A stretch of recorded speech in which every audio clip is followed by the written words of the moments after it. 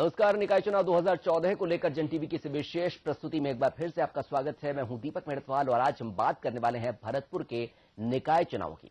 आपको बता दें कि हमारे साथ कार्यक्रम में रहने वाली हैं भरतपुर नगर निगम महापौर सुमन कोहली और हमारे दर्शक भी हमारे साथ जुड़ सकते हैं। हमारे इस कार्यक्रम में आप हमें फोन कर सकते हैं।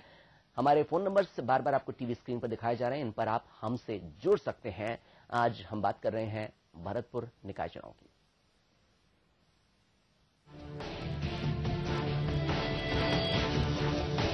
ऐसा बोर्ड बने जो शहर का विकास करे। अब तक के जितने भी सभापति बने उनमें सबसे निकृष्टतम ये कार्यकाल रहा।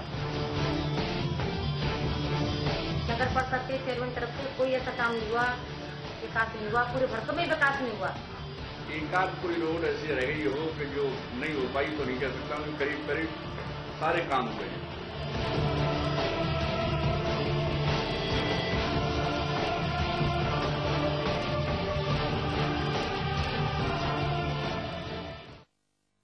तो निकाय चुनावों की आहट के साथ ही सभी जगह सरगर्मियां तेज हो गई है। भरतपुर में भी इन चुनावों को लेकर भाजपा कांग्रेस ने जहां कमर कसनी शुरू कर दी है, वहीं निर्दलीयों ने भी अपनी तरफ से तैयारी पूरी कर ली है। कौन कौन से मुद्दे प्रभावी रहने वाले हैं, क्या कुछ वहां का समीकरण है, क्या कुछ बातें हैं जो कि प्रभावित कर सकती है आने वाले चुनावों को, देखते हैं इस रिपोर्ट में।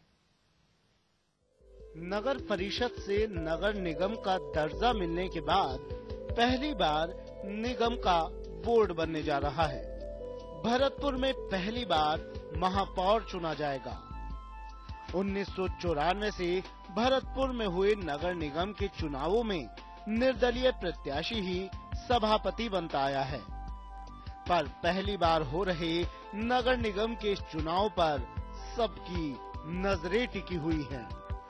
बात करें नगर निगम क्षेत्र के मतदाताओं की तो यहाँ करीब 1,60,000 मतदाता हैं, जिनमें जाट, ब्राह्मण और वैश्य जाति के मतदाताओं की तादाद ज्यादा है।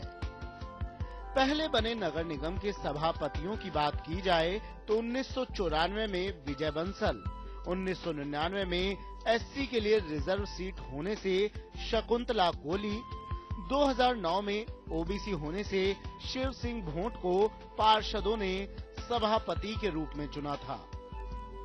पर 2004 में हुए सभापति के चुनाव में तत्कालीन सरकार ने जनता को ही सभापति चुनने का अधिकार दिया था, जिसमें जनता ने गरीब घर की एससी महिला कुमारी सुमन कोहली को रिकॉर्ड मतों से जिताकर सभापति की सीट पर आसीन किया।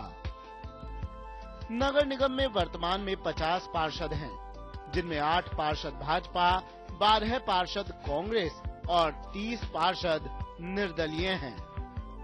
अब बात करें भरतपुर नगर निगम क्षेत्र के प्रमुख मुद्दों की, तो यहाँ की जनता को अब तक जो अपेक्षाएं नगर निगम प्रशासन से हैं, उस पर निगम खरा नहीं उतर पा रहा है। यहाँ की प्रमुख समस्या सुजान गंगा नहर की है, जो अब सेफ्टी टैंक बन चुकी है। करोड़ों रुपए खर्च होने के बाद भी ये नहर सड़ रही है।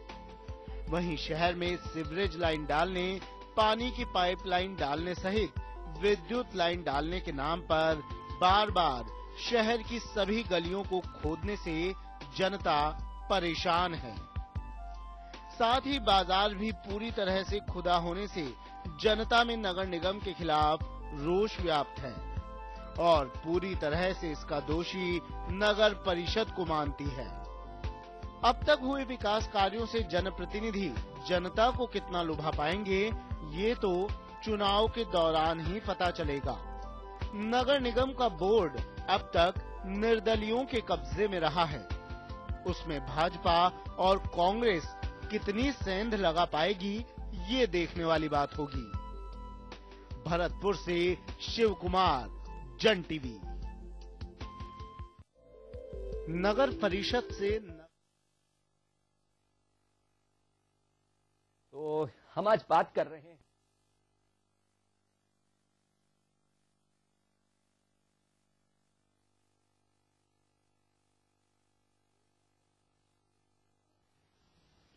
हम भरतपुर नगर निगम चुनावों की। क्या कुछ मुद्दे प्रभावी रहेंगे, देख रहे थे हम इस रिपोर्ट में। लगभग पूरे राजस्थान में जिस तरीके के मुद्दे हैं, वैसे ही कुछ मिलते जुलते गंदगी की समस्या, खुदी हुई सड़कें, ये वो कुछ समस्याएं हैं जिनसे लोगों को दो चार होना पड़ता है और वो चाहते हैं अपने प्रतिनिधियों से कि इन समस्याओं का समाधान हो। और अगर बात करें वहां के गणित की, तो आमतौर पर वहां पर निर्दलियों का एक बोलबाला देखने को मिला है। जैसा कि फिलहाल जो गणित है उसमें 8 सीटें भारतीय जनता पार्टी के पास हैं, 12 पार्षद वहां कांग्रेस के हैं, जबकि निर्दलियों के पास 30 हैं। सुमन कोहली जो कि इस वक्त वहां महापौर हैं, आज हमारे साथ स्टूडियो में भी हमसे जुड़ने वाली, वो दर्शकों के सवालों के भी जवाब देंगे। फिर से आपको बता दें कि हमारे इस विशेष कार्यक्रम में हमारे दर्शक हमसे जुड़ सकते हैं, हमसे बात कर सकते हैं, अपनी बात रख सकते हैं, प्रतिक्रिया रख सकते हैं, साथ ही वो सवाल कर सकते हैं सीधे भरतपुर महापौर सुमन कोहली से भी बात कर सकते हैं।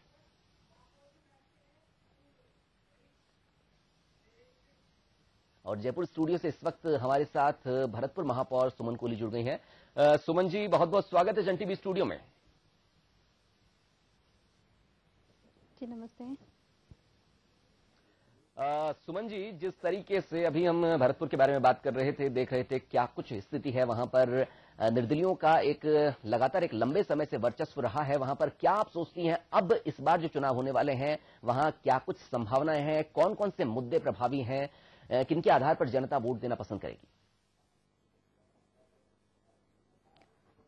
जैसा कि भरतपुर की स्थिति के बारे में मैं आपको बताना चाहूंगी कि भरतपुर में मुख्यतः डेवलपमेंट्स को लेके हर बार मुद्दे होते हैं और उन डेवलपमेंट्स वर्गों में सड़क, नाली, इसके साथ साथ में पब्लिक अपेक्षा करती है कि इसे एक संभाग का दर्जा मिले, देखने में ये शहर लगे कि वाकई में ये एक संभाग है। इस तरह का डेवलपमेंट चाहती है पब्लिक और उसके लिए काम हुए भी हैं, परंतु अभी बहुत बड़ा स्कोप बाकी है अभी भरतपुर के लिए। जी, और हमारे साथ दर्शक हमारे साथ जुड़ना शुरू हो गए हैं। अभी भरतपुर से हमारे एक दर्शक संदीप हमारे साथ जुड़ गए हैं। संदीप जी, आने वाले चुनाव में किस आधार पर वोट दिए जाएंगे, क्या कुछ मुख्य मुद्दे हैं जो आपको लगता है कि जिनके आधार पर वोट दिए जाने चाहिए? भरतपुर में विकास के नाम तो वोट दिए जाने चाहिए। जी,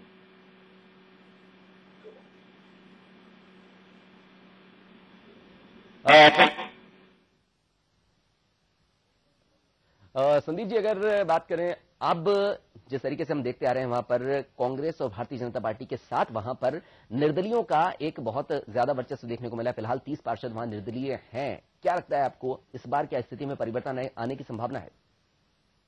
कोई परिवर्तन नहीं आएगा और जनता पिछले 20 सालों के इतिहास को मद्देनजर रखते हुए इस बार बढ़िया उम्मीदवारों को चुनने की नहीं। धन्यवाद संदीप जी, हमसे जुड़ने के लिए। हमारे एक दर्शक जो कि भरतपुर के निवासी हैं और वो बात कर रहे थे वहां की विकास के बात की उन्होंने। एक बार फिर से हम रुक करते हैं, महापौर जो हमारे साथ जुड़ी हुई हैं उनके पास चलते हैं। सुमन जी, भरतपुर की अगर हमने बात की और जिस तरीके से सवाल आपने भी सुना है, इस वक्त की क्या मुद्दे हैं, क्या वो बातें हैं, और जैसा कि हम पिछले कई दिनों से इस बारे में बात भी कर रहे हैं, हमारे चैनल के जरिए बार बार समस्याओं को उठा भी रहे हैं। राजस्थान में लगभग सभी जगह सफाई की समस्या एक बड़ी समस्या है। क्या आप मानती हैं, अगर अपने आपके कार्यकाल की हम बात करें, क्या कुछ उपलब्धियां रही हैं, कौन सी ऐसी उपलब्धियां हैं जिन्हें आप गिनाना चाहेंगी? मेरे टाइम पे जितने भी डेवलपमेंट्स हुए उनमें से म्युनिसिपैलिटी के अलावा RUIDP के माध्यम से भी बहुत बड़े स्कोप में काम हुआ। जैसे कि आप देख सकते हो कि चंबल का पानी जो मिला पब्लिक के लिए पीने के लिए, वो पहली बार मेरे टाइम पे हुआ। साथ ही साथ सर्कुलर रोड जिसकी हालत बहुत ज्यादा खराब थी, अब वो कंट्रोल CC के माध्यम से बन रही है और इसके साथ साथ सीवरेज का काम अभी वर्तमान समय में चल रहा है। रामनगर 2 मोरा का डेवलपमेंट वहां पर हुआ। म्युनिसिपैलिटी के माध्यम से जो काम हुए वो तकरीबन 70 या 80 करोड़ के एवरेज में हुए, जिसमें पुलियाओं के साथ साथ में सड़क, नाली और महत्वपूर्ण जो इवेंट थे उसमें झगीना गेट और शहर के स्ट्रीट लाइट की व्यवस्था बाजार में जो की गई है। इसके साथ साथ में पब्लिक में एक कुछ इवेंट्स जो पहली बार नगर परिषद ने किए, उस समय अब नगर निगम है, उसमें ये रहा कि ब्लड डोनेशन कैंप समय समय पे सफाई अभियान पब्लिक को अवेयर करने के लिए मेरे माध्यम से चलाए गए। इसके साथ साथ में लोगों की जागरूकता के लिए कि हम लोग कैसे वन्य जीवों का संरक्षण करें और ऐतिहासिक धरोहरों को बचाएं, इसके लिए एक फोटोग्राफी एग्जीबिशन मेरे द्वारा लगवाई गई थी। वो भी पहले ही बार इवेंट्स हुए थे पब्लिक के बीच में, जिसको पब्लिक ने सराहा। साथ ही साथ सबसे बड़ी जरूरत ये होती है कि जनप्रतिनिधि हमारे बीच में रह के हमारे कामों की समस्याओं को सुने और उनका निस्तारण करे, जो कि मैंने समय समय पर पब्लिक को जब जरूरत पड़ी तो उनके बीच में रही और काम किए। जी सुमन जी, हमारे दर्शक हमारे साथ इस वक्त जुड़ गए हैं। भरतपुर से हमारे एक दर्शक राजीव हमारे साथ जुड़ गए हैं। राजीव जी, महापौर भी आपके साथ हैं, आप सीधे सवाल पूछ सकते हैं और बता सकते हैं क्या समस्या है इस वक्त भरतपुर की जिनका आप समाधान चाहते हैं। समस्या तो सर एक्चुअली क्या है कि रोड लाइटों की है, सड़क की है और मेन सुजानगंगा की समस्या है। क्या लगता है आपको, राजनीतिक गणित की अगर हम बात करें, क्या जनता, हम आपकी बात करें, आपके साथियों की बात करें, जनता की बात करें, क्या वो किसी पार्टी विशेष को वोट देना चाहेगी या जो मुद्दे हैं वो यही मुद्दे रहने वाले हैं? गंदगी का मुद्दा हो गया, रोड लाइट का मुद्दा जैसे आप बात कर रहे हैं, क्या इन मुद्दों पर वोट देगी जनता? सिर्फ सुजानगंगा का मुद्दा होगा, सुजानगंगा का। राजीव जी हमसे जुड़ने के लिए, और जिस तरीके से हमारे दर्शक हमसे बता रहे हैं, हमने भी थोड़ी देर पहले देखा भी क्या समस्याएं हैं वहां पर जिनके बारे में बात की जाती है, बार बार बात की जाती है, वही समस्याएं हैं जिनके बारे में हम बात करते आ रहे हैं और महापौर हमारे साथ भी जुड़ी हैं। जिस तरीके से अभी हम इन समस्याओं की बात कर रहे हैं, सुमन जी के पास फिर से चलेंगे। सुमन जी, कार्यकाल काफी, जैसे आपने अपनी उपलब्धियां गिनाई, लेकिन फिर भी अगर बात करें वहां पर गंदगी की समस्या बड़ी समस्या है, रोड लाइट की, जैसे अभी हमारे दर्शक हैं उन्होंने भी कहा, क्यों नहीं एक आदर्श स्थिति तक पहुंचा जा सकता है? क्या कमी आ रही जिनकी वजह से अभी भी ऐसे हालात वहां पर हैं? एक्चुअल में जो सीवरेज का काम हमारे यहाँ पे चला, इसके साथ साथ में 2 काम और चले थे, चंबल प्रोजेक्ट और अंडरग्राउंड केबलिंग का। तो जो मेन मार्केट की स्थिति खराब इस समय खुदाई के कारण हुई थी, उसका मुख्य कारण ये था क्योंकि लाइन डालने के बाद में खुदाई हुई, इसके साथ में सीवरेज की हुई, फिर अंडरग्राउंड केबल की हुई। इसकी वजह से लगा कि शहर खुदना शुरू हो गया है। जब ये सारे काम कंप्लीट हो जाएंगे तो ये शहर एक आदर्श शहर जरूर बनेगा।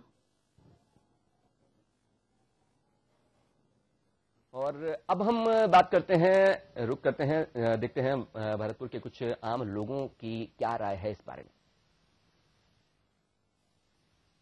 विकास कार्य नहीं कराए हैं, ना कोई शहर का सौंदर्यीकरण कराया है, ना शहर में कोई खास सफाइयां कराई हैं, लेकिन हम आगे अपेक्षा ये करते हैं ऐसा बोर्ड बने जो शहर का विकास करे, शहर की सफाई करे, शहर का ध्यान रखे। मैंने जो अपने मेयर हैं उनको भारी बहुमत से इसलिए जिताया था जिससे जनता को उनसे उम्मीदें थी। सिर्फ क्लीन भरतपुर, क्लीन वार्ड का स्लोगन बनाने से कोई काम नहीं चलेगा। यहाँ देखिए लट्टों की स्थिति बिल्कुल ऊपर रखे हुए हैं, कई तो गिर चुके हैं उनमें से, इससे दुर्घटना की पूरी संभावना है। क्या इनको सही नहीं कराया जाएगा? नए मेयर से हमें उम्मीद है इनको सही कराए, सड़कों को सही कराए। तो ना तो सड़कें टूटी पड़ी हैं सारी, ना कोई काम हुआ, विकास हुआ शहर का, कोई भी काम नहीं हुआ शहर में। अब इसमें ऐसा पार्षद और ऐसा बोर्ड बनना चाहिए जो कि भरतपुर का विकास करे, भरतपुर की तरक्की हो। भरतपुर की आम जनता अपनी समस्याएं बता रही थी और इस वक्त हमारे साथ एक दर्शक हमारे फोन लाइन पर जुड़ गए हैं, उमेद हमारे साथ जुड़ गए हैं। उमेद जी, बताइए जरा, क्या कुछ समस्याएं आप मुख्य तौर पे मानते हैं जिनका कि समाधान होने की उम्मीदें हैं, और आप अपने जो नए महापौर जो चुने जाएंगे उनसे आपकी क्या अपेक्षाएं हैं?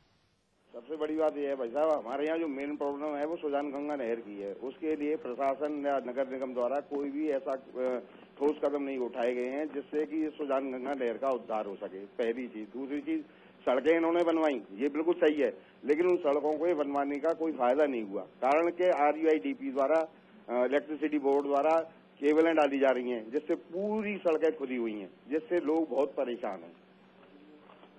धन्यवाद उमेद जी हमसे जुड़ने के लिए। एक बार फिर से हम रुक करते हैं, सुमन जी के पास चलते हैं। सुमन जी, सुजानगंगा नहर की जो समस्या है, जैसे आपने भी इसका जिक्र किया, क्या आप समझती हैं किस तरीके से इस समस्या का समाधान हो सकता है? क्या कुछ प्रयास किए जाने चाहिए?